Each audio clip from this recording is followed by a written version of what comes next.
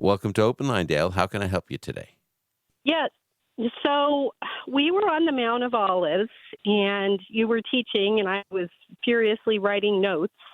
And I think I got mixed up when I told the woman I spoke to just a minute ago. But you went through several steps, and one of the steps I'd never heard of before. So the steps were that the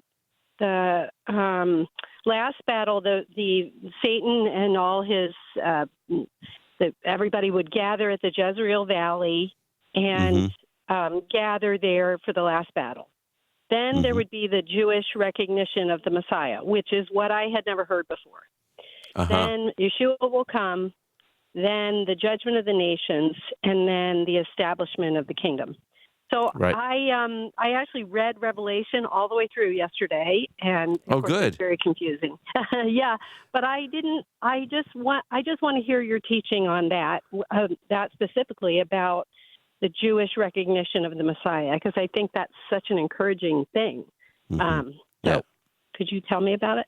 Sure. The scriptures talk about that time. The Bible calls it a number of things. The 70th week of Daniel.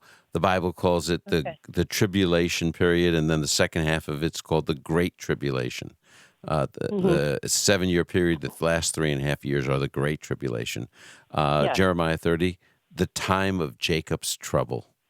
And the reason for that is it talks about in Zechariah 13 that the Lord's going to bring Israel through this time.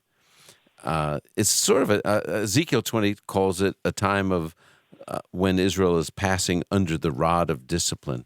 And so many of the terrible things that are happening during the tribulation period are to get Israel's attention.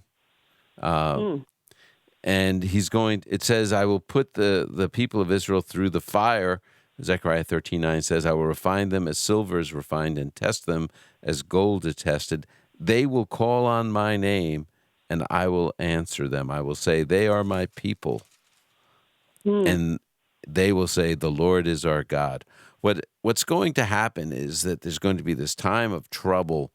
Revelation 12 talks about it, how the people flee. Many in Israel will flee to it talks about to the wilderness there in Revelation 12. I think it's a place called Bozrah or Petra, we know it as today, and it will be a place of protection for them. But when the nations gather, as Zechariah 12 and Zechariah 14:2 says, I will gather all nations against Jerusalem for battle. That's that last battle.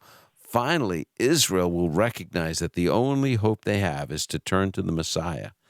And that's why Zechariah 12:10 says that I will pour out a spirit of grace and prayer on the house of David and the residents of Jerusalem, and they will look at me whom they pierced. They will mourn for him as one mourns for an only child, and weep bitterly for him as one weeps for a firstborn. It'll be the weeping of repentance for having rejected the Messiah for so many years. And they will call upon him to save them. He will descend.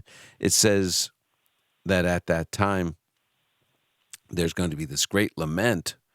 And I think Isaiah 53, 1-9 really expresses that. You know, we missed him, even though he was just too much not like the Messiah we were expecting. And there's going to be this great lament over having missed him. That's what Paul's talking about in Romans 11:26 when he talks about all Israel being saved.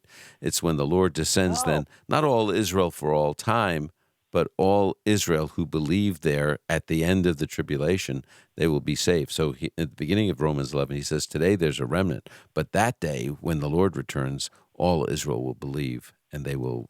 And that's what spurs him to come. Matthew 23 talks about it when Jesus wept over Jerusalem, and he says, "Oh, I would have gathered you as a mother hen gathers her sheep, gathers her chicks, but you were unwilling, and you won't see me again until you say, 'Blessed is he who comes in the name of the Lord,' till you welcome me back." So the key to the second coming is when Israel will finally turn in faith to the Messiah.